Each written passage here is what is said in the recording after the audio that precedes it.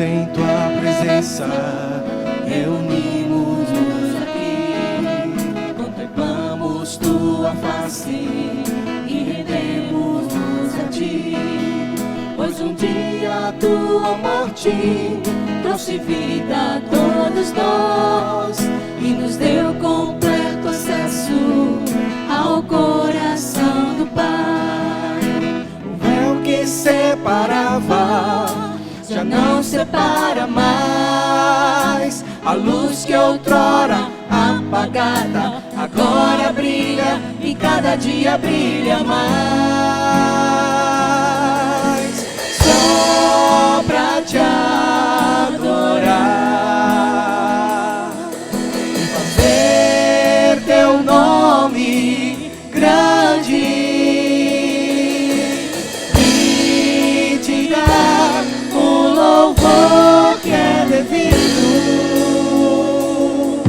Estamos nós aqui.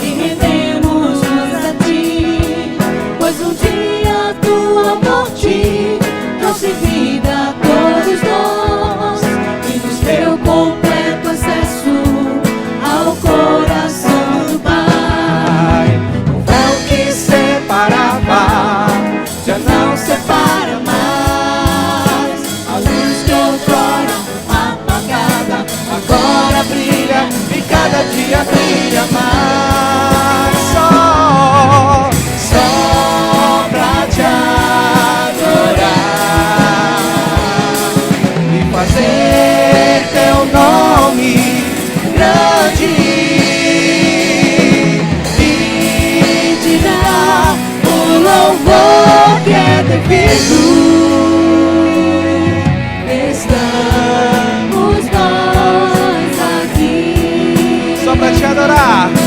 Só pra te adorar e fazer teu nome grande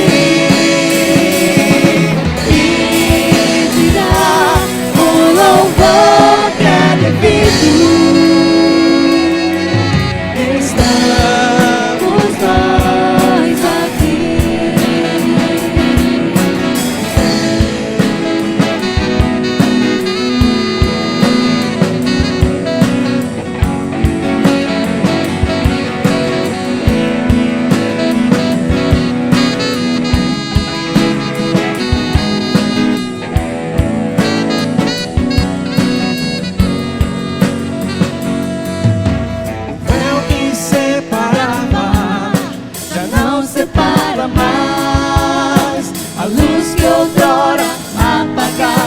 Agora brilha e cada dia brilha mais. Só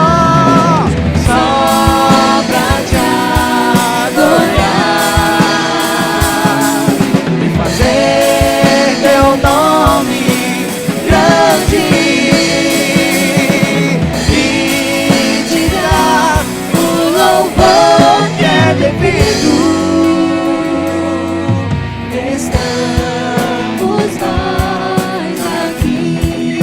Pra te adorar, só pra te adorar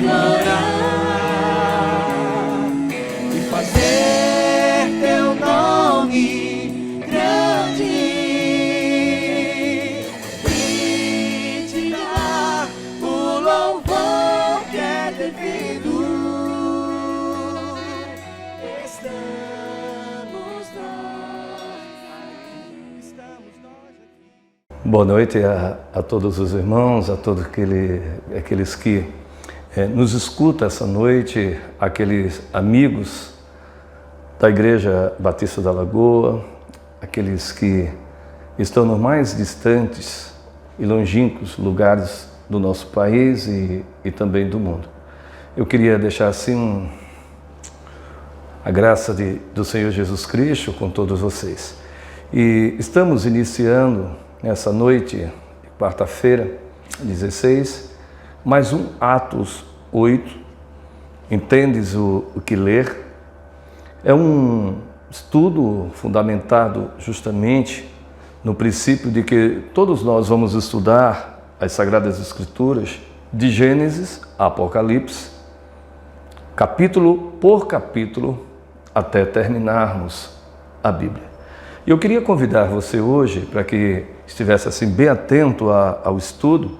É uma sequência do livro de Gênesis. Na aula passada, quarta passada, nós estudamos o livro do capítulo Gênesis, do capítulo 15, com o nosso seminarista Tiago. E hoje eu retorno aqui com vocês para estudarmos o capítulo 16, versículo por versículo. Lembrando a você que a nossa igreja é uma igreja multiplicadora.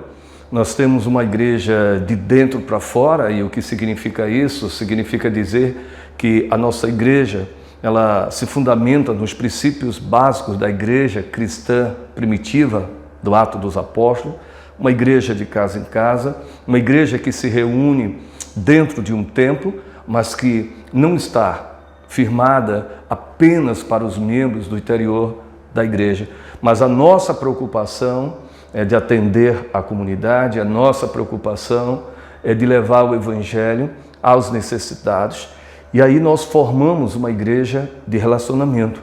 E eu queria convidar você, não só essa noite, a meditar nesse livro de Gênesis, no capítulo 16, mas também a nos fazer uma visita diante da diversidade de atividades e de ministério que a nossa igreja possui. Uma boa noite para você, e eu queria que nesse instante você pudesse fechar os seus olhos e entrar no trono da graça do Senhor, falando um pouquinho com o nosso Deus. Pai querido, obrigado por esse instante, Senhor, em que Tu nos concede esse privilégio de estudarmos a Tua Palavra, de sermos não apenas ouvintes, mas estudarmos para nos tornarmos praticantes. Te pedimos tão somente que nessa noite o Teu Espírito Santo nos ilumine, nos conceda sabedoria, discernimento e, Senhor, a Tua revelação para todos aqueles que nos escutam e estão disponíveis a estudar a Tua Palavra. Ser comigo, essa é a oração, Senhor, que nós Te fazemos, em nome do Teu Filho Jesus. Amém. Queridos, não esqueçam, meu nome é Elias Miguel, eu sou o ministro de gerações da Igreja Batista da Lagoa. Portanto, eu queria convidar você a abrir as Sagradas Escrituras no capítulo 16. A história que nós vamos contar e vamos estudar é a saga de uma família. E é interessante essa saga, essa história, porque ela representa a terceira família dentro do Gênesis, do capítulo 1 até o presente momento, 16, das mais importantes.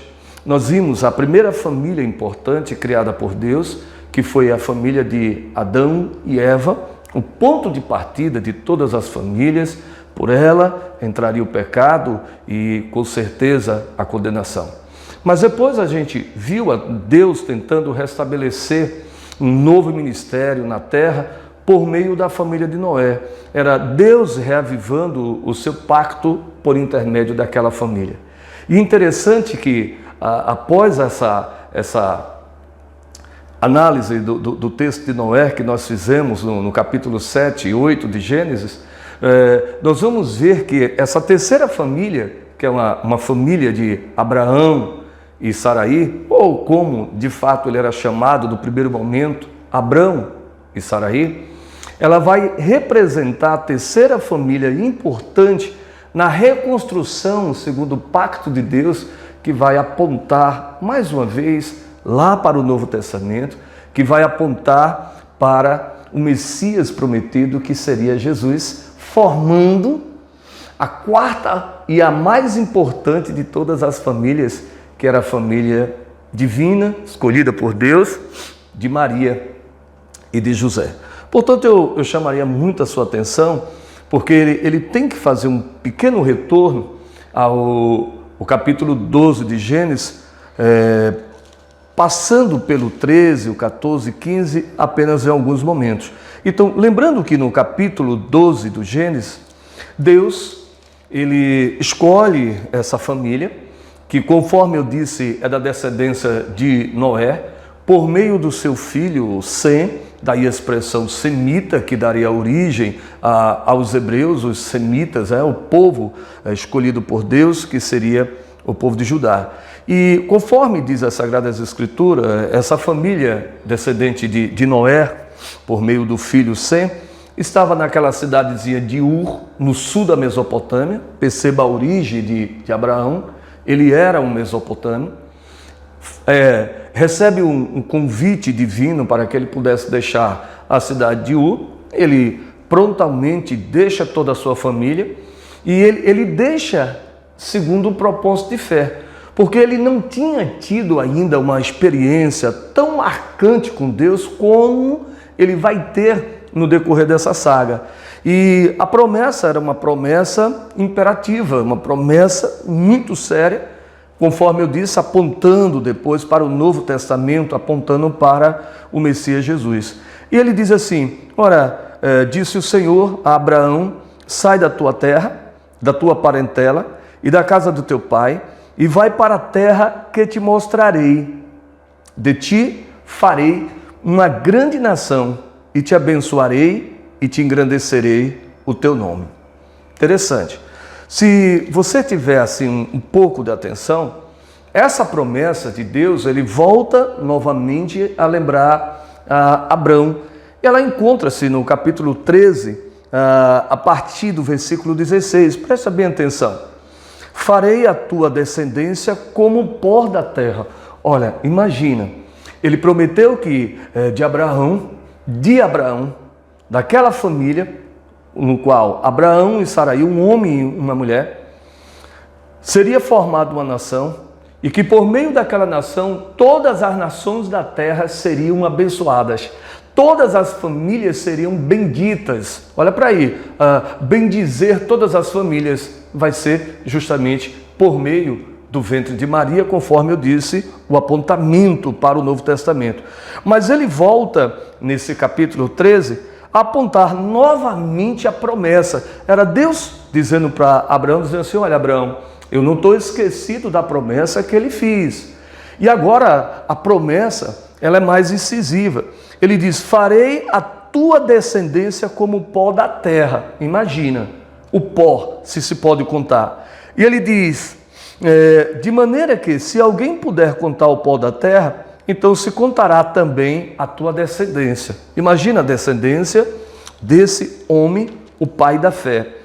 E ele volta no capítulo 14, no versículo 19, ele disse: e abençoou ele a Abraão e disse: bendito seja Abraão pelo Deus Altíssimo, que possui os céus e terra, e bendito seja o Deus Altíssimo que entregou os teus adversários às tuas mãos. Uma promessa belíssima. E ele volta a se reportar agora no capítulo 15 novamente, no versículo 18. Naquele mesmo dia fez o Senhor aliança com Abraão, dizendo: a tua descendência dei esta terra, desde o rio do Egito até o grande rio Eufrates. Tá? Então ele está dizendo, olha, não é uma terra pequena, nessa questão de um patrimônio, de uma terra, a terra que seria a terra prometida, não era uma terra com uma limitação. Ele está dizendo que essa terra chegaria aos limites de fronteira do Egito e adentraria também aos limites do rio Eufrates. Se a gente pega o limite desse rio Eufrates, que é o primeiro grande rio dentro da Mesopotâmia, são dois, o Eufrates e o Tigre, e pega ele, a extensão dele vai bater lá na Anatólia, um país que nós chamamos, no contexto atual, de Turquia. Então, era um território imenso e essa era a promessa. E qual era a promessa? A promessa de que, por meio da descendência de Abraão, haveria uma nação e que por meio dessa nação seriam benditas todas as nações da terra.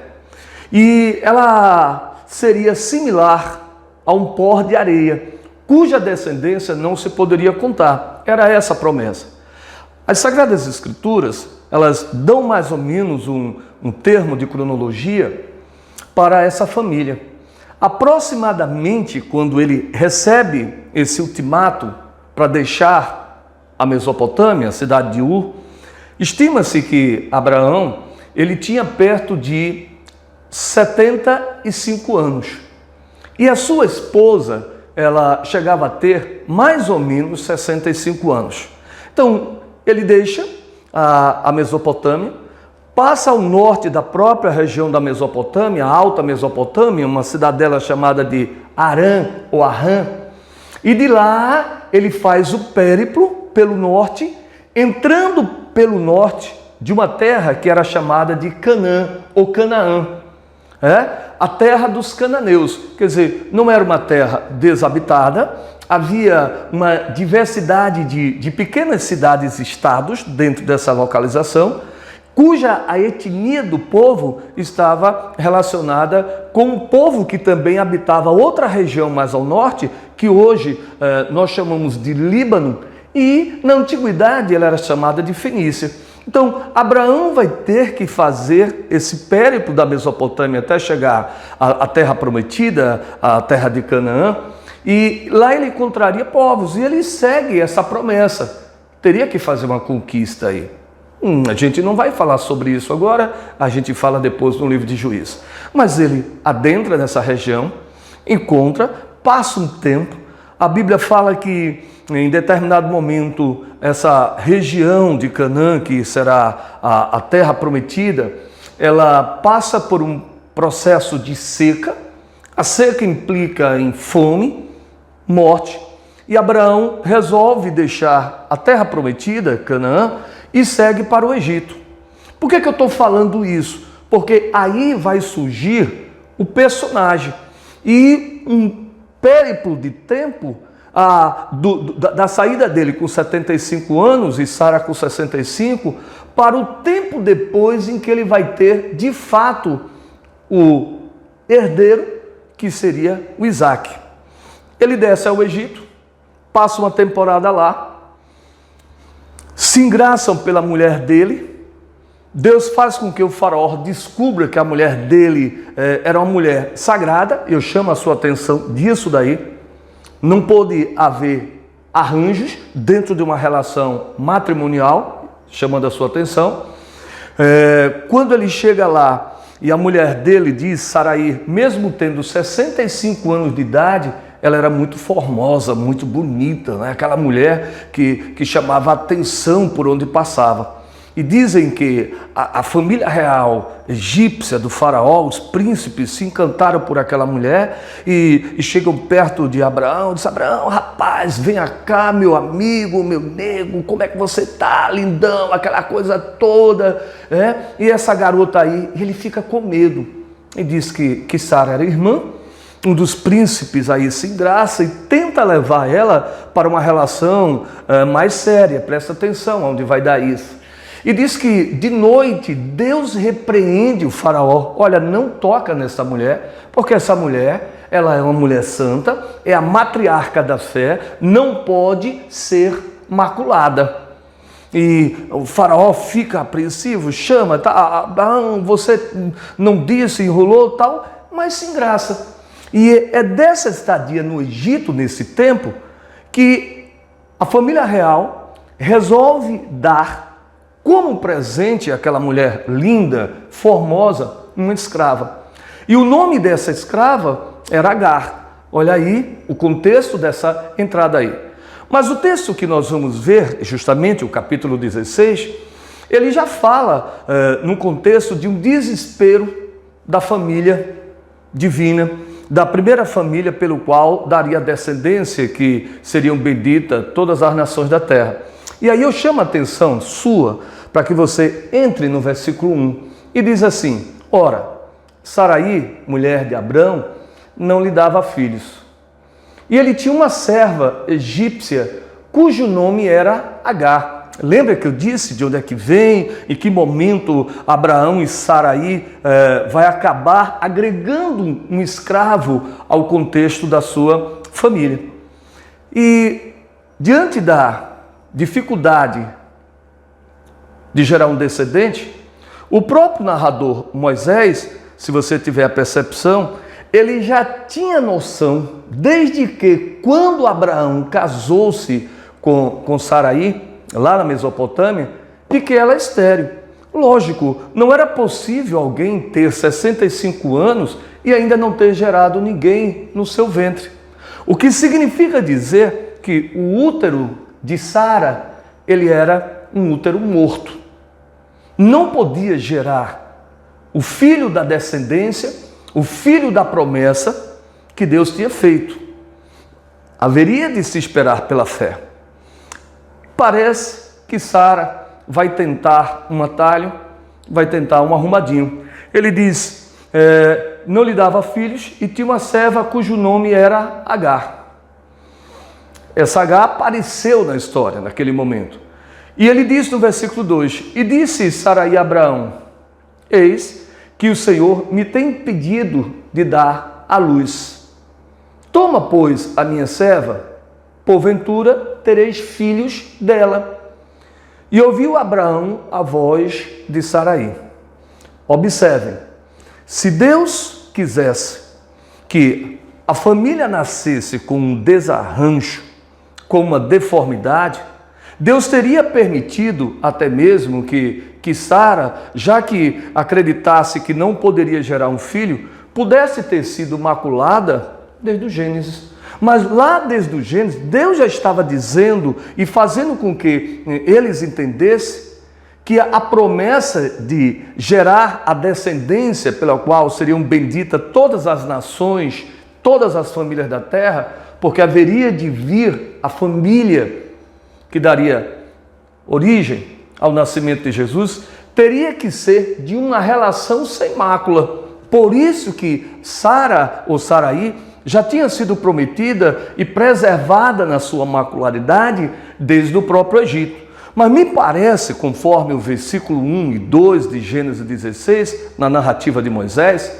de que Sara está tentando encontrar um caminho torto para que a promessa de Deus pudesse ser cumprida. E me parece também aí que não só um está se desvirtuando do princípio da palavra, como o outro também. Me faz relembrar a própria relação entre Adão e Eva, naquele momento que foi estabelecido de qual fruto não poderia ser consumido, o fruto do conhecimento, o fruto da morte, que seria da árvore prometida. Lembram? Quando a senhora Eva, a primeira dama, ela se desvirtua, se deixa enganar por uma serpente, não fica sozinha no pecado, mas induz também o próprio Adão a cometer esse pecado. Sara resolveu tomar um atalho, não confiando na promessa de Deus ao casal. Chama Abrão e diz assim: Abrão, se você puder, se você desejar, eu tenho uma solução aqui. Deus disse que é por meio da tua descendência e não por meio da minha. Então, ela vai pegar um dispositivo que eu queria chamar a sua atenção, que era das leis de onde eles vieram, que era da Mesopotâmia. Havia dentro de um código de leis bastante antigo, o chamado Código de Hammurabi, em que um homem ou uma mulher, além do casamento, legal, as escravas poderiam ser tomadas também como concubinas. E se a esposa tivesse algum problema de esterilidade, como no caso de Saraí, ela poderia utilizar o escravo, a escrava, nesse caso. Daria filhos, e como a senhora teria uma propriedade absoluta sobre o escravo, a escrava, nesse caso aí seria escrava, o direito de vida e morte, o direito de copulação sexual, poderia utilizar e depois dispensar essa escrava, caso quisesse, bani-la, vendê-la, e aquele garoto seria tomado como se fosse um filho, na verdade, gerado no ventre da sua senhora. Ela se apropria de uma legalidade, de lei da sua antiga terra e tenta tomar esse atalho. E não percebe que ela estava entrando numa sinueta, entrando praticamente num labirinto que geraria grandes conflitos na família divina, escolhida por Deus para gerar a descendência e a bênção sobre todas as nações. Você vai perceber no que isso vai dar.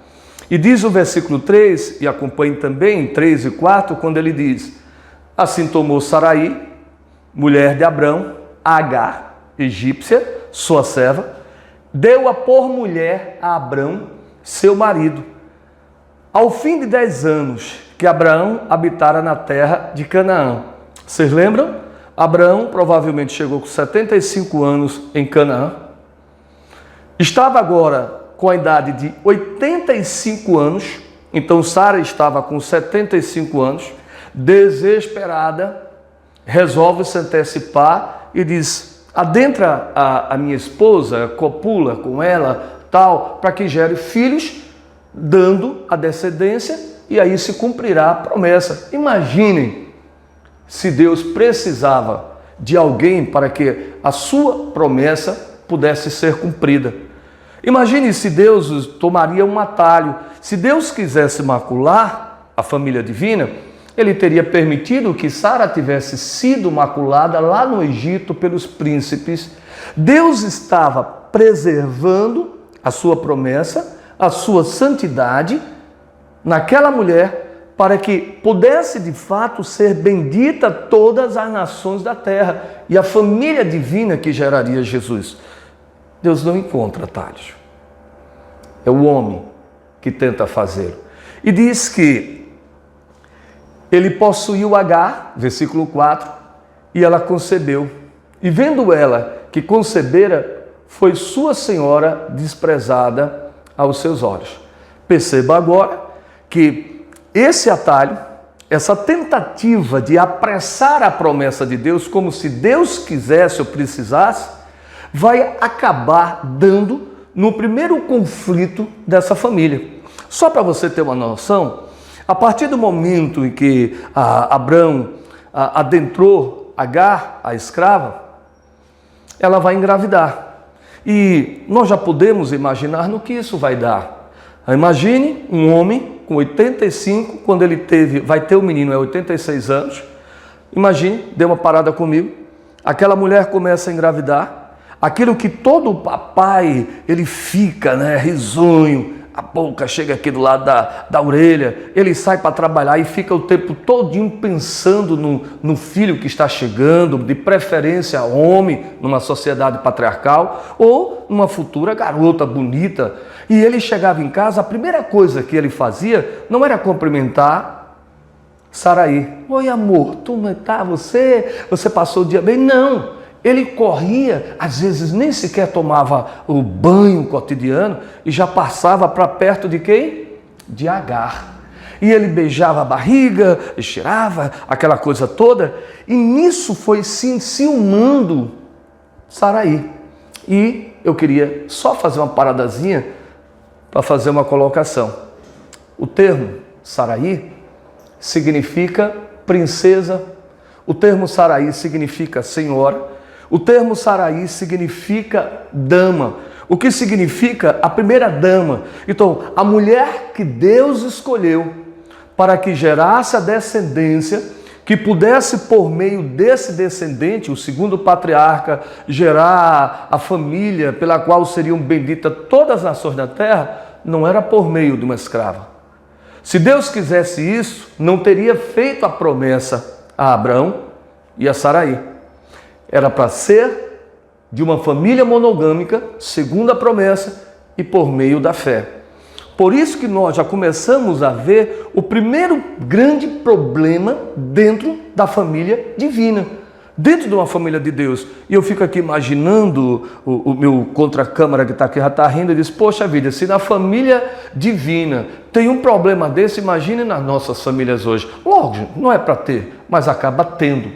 E ela começou a ficar enciumada. Agar não reconhecia a sua subserviência na família. O papel dela era gerar, de acordo com a lei, se eu fosse seguir rigorosamente o código de Hammurabi, e não tomar para si o primeiro lugar dentro de uma família. Ela tinha que saber qual era a sua condição. Mas me parece que Agar já tinha em si, já que veio do próprio Egito, um espírito, uma alma, uma áurea de rebeldia, de insubmissão.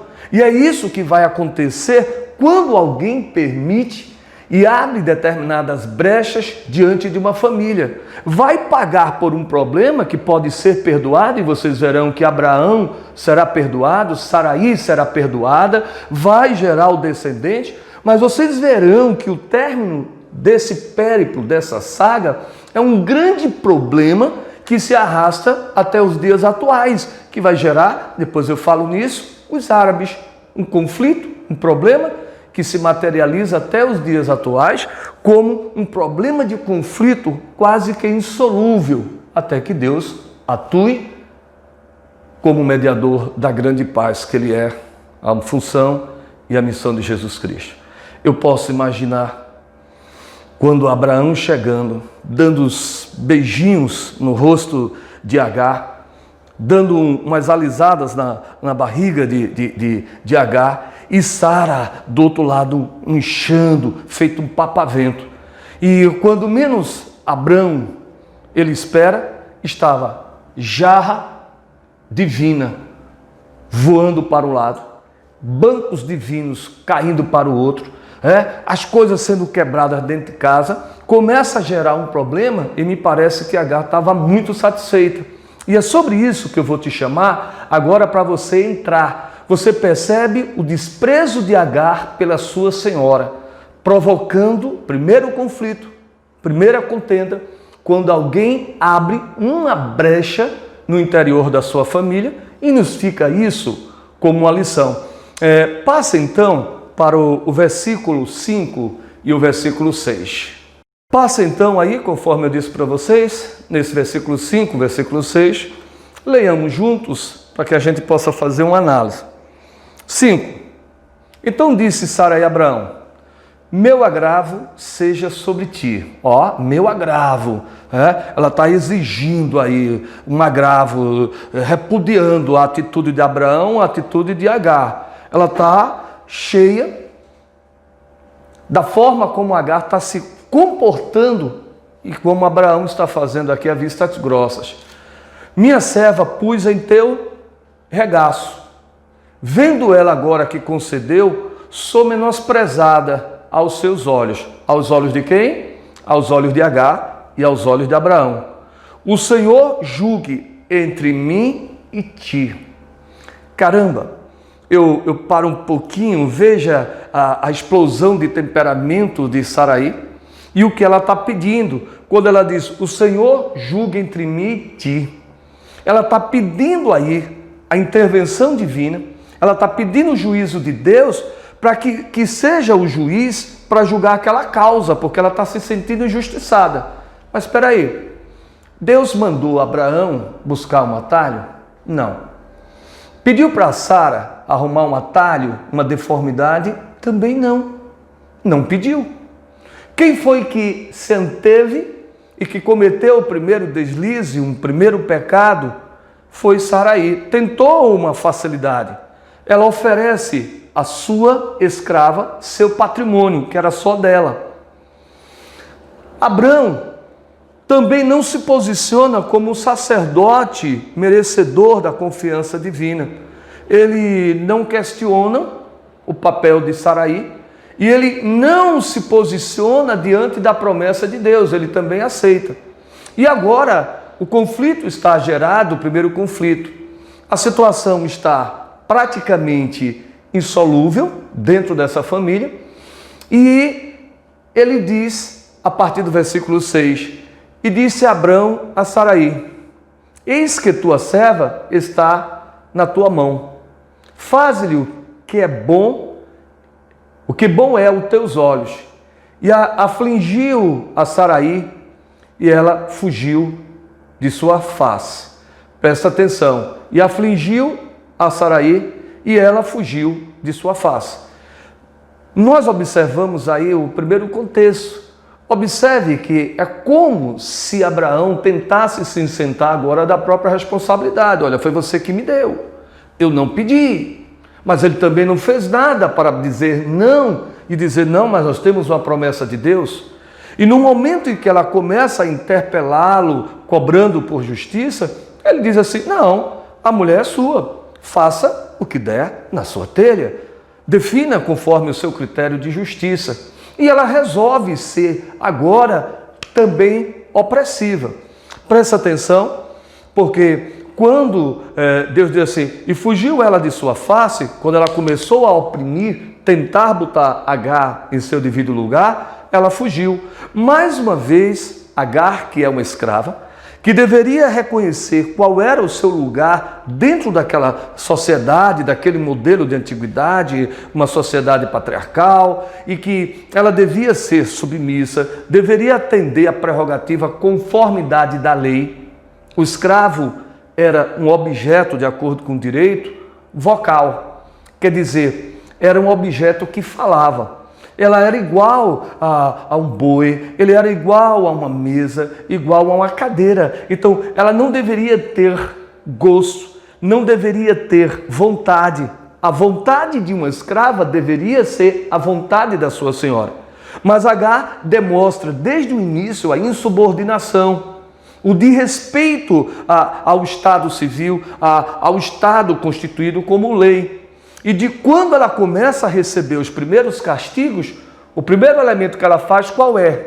Ela foge da presença da sua senhora. Então, a atitude de rebeldia se fazia sentir por meio daquela escrava, mas a atitude também de desobediência, de pecado, se fazia ver por meio de Saraí e por meio de Abraão. Não esperaram o cumprimento da promessa.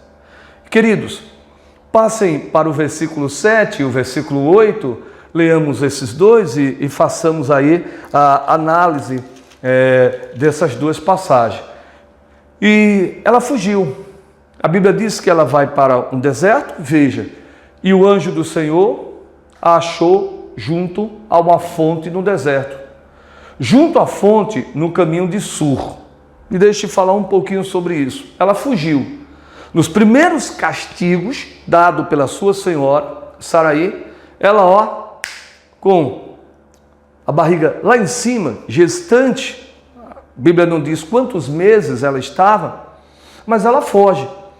Alguns especialistas bíblicos acham, e pelo caminho, pelo local, a região que ela estava praticamente nas proximidades da entrada do Egito, na parte leste, numa região de deserto. Ela aproxima-se de um local e, obviamente, que uma pessoa carregando outra em seu ventre, sem alimento, sem água, ela morreria. Mas percebam a ação de Deus, a misericórdia de Deus, que vai se fazer mesmo na vida de qualquer pessoa que peca diante de qualquer pecado. Atentem, o anjo do Senhor a achou junto a uma fonte de água no deserto, junto à fonte no caminho de Sur. Ela estava numas mediações bem distantes, a caminho do Egito, provavelmente, retornar para a sua antiga terra. E o anjo chama Agar para falar-lhes, para saber o que estava acontecendo. Ela aparece a ela e disse a Agar, serva de Saraí, olha, serva de Saraí, quer dizer, escrava de Saraí, de onde vens e para onde vais? Deus sabia de tudo. Deus sabia o que já tinha acontecido, sabia de onde ela vinha e sabia o interesse dela, a intenção do seu coração, para onde iria. Mas é uma espécie, como a gente diz, de uma pergunta retórica, ele já sabia. E ela disse: venho fugida da face de Saraí, minha senhora. Observe que o modo de abordar do anjo, na figura de Deus, já tenta trazer um processo pedagógico de ensinamento àquela escrava. Ele não diz assim, Agar, Agarzinha, tal. Ele diz assim, e disse Agar, serva de Saraí, quer dizer, escrava. Olha, você tem que saber qual é o seu lugar dentro dessa relação. Está tudo errado, mas as coisas estão caminhando para um erro maior, que vai levar tanto a sua morte, a morte da criança. E não é isso que Deus quer. Deus não quer a morte de ninguém. Para isso que Deus reformulou o seu pacto por meio de Jesus. Portanto, ele diz, venho fugida da face da minha senhora, e ele segue no versículo 9 e 10. Então disse-lhe o anjo do Senhor, torna-te para a tua senhora. É imperativo, é uma ordem. E humilha-te debaixo de suas mãos. Ela tem que voltar. O anjo está dando ali uma ordem, ela tem que voltar. As relações de autoridades precisam ser restabelecidas. Ela não pode abandonar. De acordo com a própria lei sobre a escravidão, ela poderia morrer ali no deserto de fome e depois, na sequência, sair dessa fonte de sede.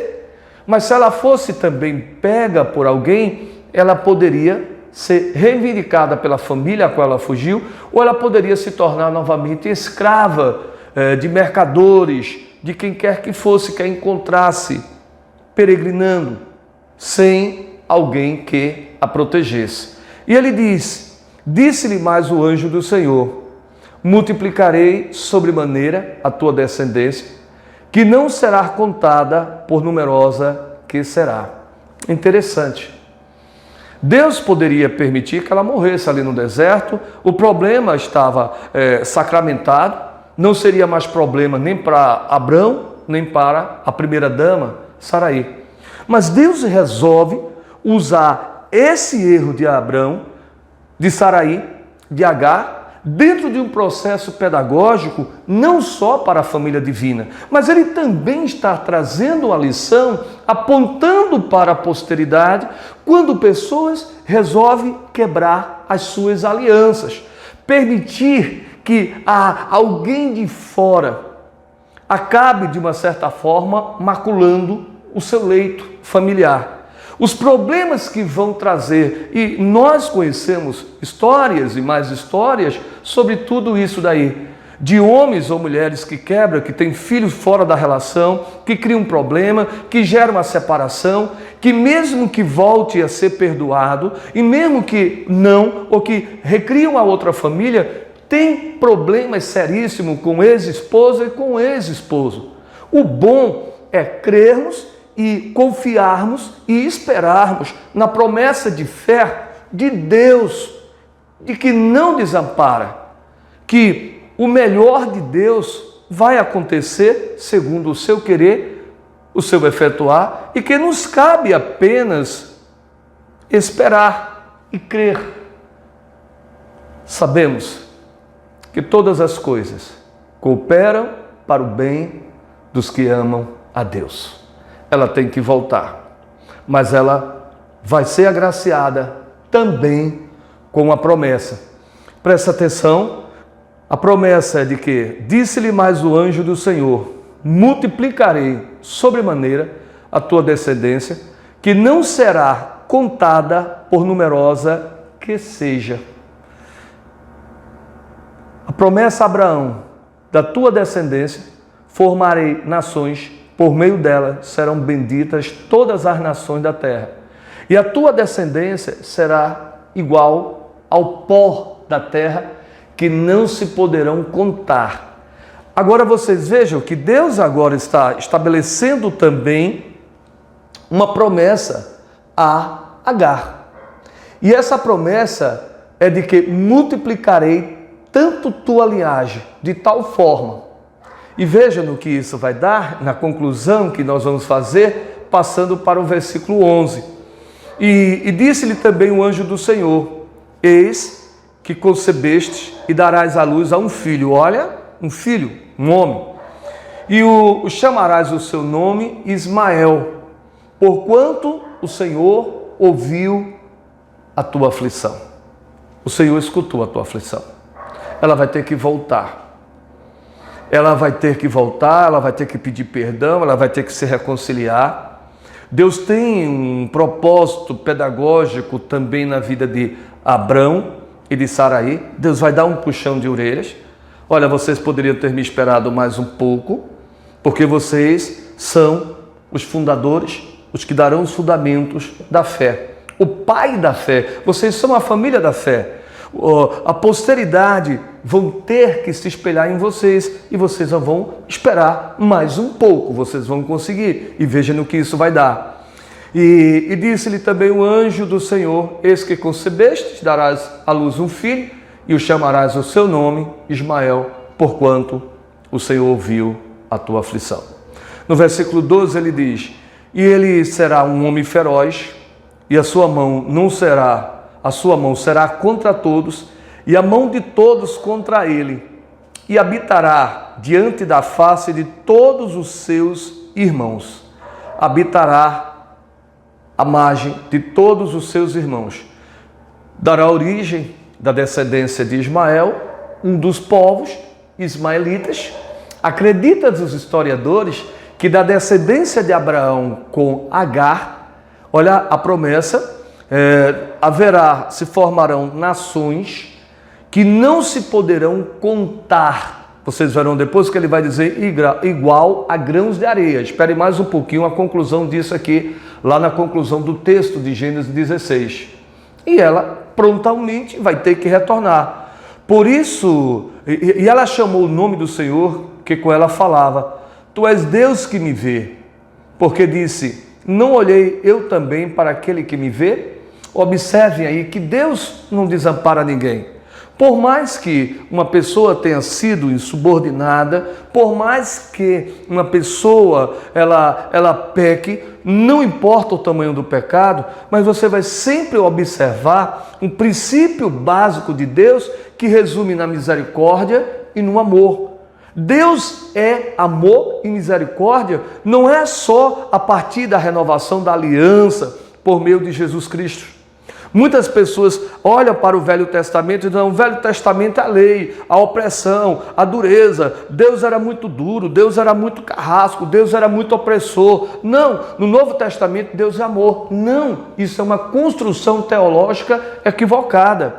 Desde o processo de formação, Deus forma, cria com base no amor. Observe que essa relação de pecado na família divina, Deus vai reconstruir, não era o propósito de Deus, mas Deus vai perdoar Agar, vai corrigir, Deus faz uma promessa e ela consegue ver Deus, e Deus a consegue ver, Deus a atende, ela só vai ter que retornar. Por isso, se chama aquele poço de Ber-Lahai-Roi, e esse que está entre Cádiz e Bered, né?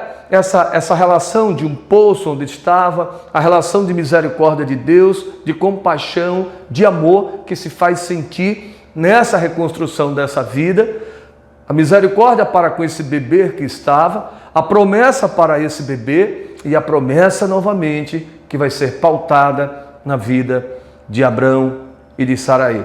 E vamos ver a conclusão de tudo isso, como vai dar nessa saga, que é o versículo 15 e 16, terminando o estudo de Gênesis capítulo 16. No versículo 15 ele diz: e Agar deu à luz um filho a Abraão, e Abraão chamou o nome do seu filho que Agar tivera, Ismael.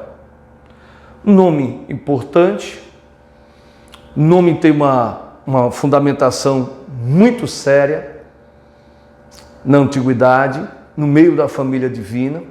O nome trazia um significado de uma experiência, talvez boa ou ruim. Então sempre se dava um nome conforme uma realidade vivenciada de vida, uma prática de experiência de vida. Ismael vai trazer esse filho.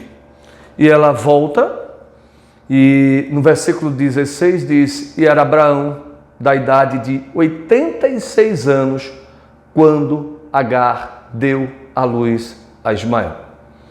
Lembrando que quando Ismael chegou à terra prometida, a Canaã, ele tinha 75 anos. Lembrando que 10 anos depois é que ele vai ter a relação com Agar. 86 anos, Agar tem um filho. Esse filho é Ismael, mas Ismael não pode ser a descendência das famílias que serão benditas na terra. A descendência tem que partir de Abrão e de Saraí. E Deus vai chamar. E você já tem a clara percepção, dentro desse texto, de que não se deve tomar atalho nas relações de vidas. Não devemos fazer praticamente aí emendas, como se estivéssemos emendando uma calça, uma mesa, como se aquilo fosse bom. Na relação com Deus, Deus não quer emenda. Na relação com Deus, não busque um atalho, busque o caminho que Deus aponta como o caminho certo e correto. Essa lição, ela nos traz uma aplicação fantástica.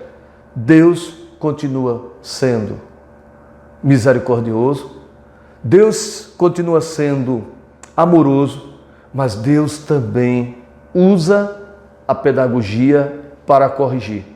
E vocês verão isso no capítulo 17, 18, e vocês verão que Abraão vai esperar aproximadamente mais quase 14 anos para ter o filho. E ele agora vai esperar. E depois ele vai ser provado com o filho que ele tem, Isaque, quando Deus, para testar a sua fé, para testar se a lição que ele obteve nesse erro drástico de ter tomado um atalho, trazido um problema para a sua família, trazido um problema para a sua esposa, trazido um problema para a escrava e, ao mesmo tempo, ter trazido um problema para a posteridade. Da descendência de Abraão, ou de Abrão, com Saraí, vai nascer Isaque, de acordo com a tradição, a descendência dos judeus, dos israelitas. E da descendência de Abraão com Saraí, ou com Agar, perdão, os especialistas dizem que vai dar origem os árabes. E observe o problema por causa, a grande consequência futura, por causa de uma tentativa de emenda, de conserto, um caminho deformado, um conflito que se arrasta até os dias atuais entre judeus e árabes, co-irmãos, mas que não se entende como consequência do pecado.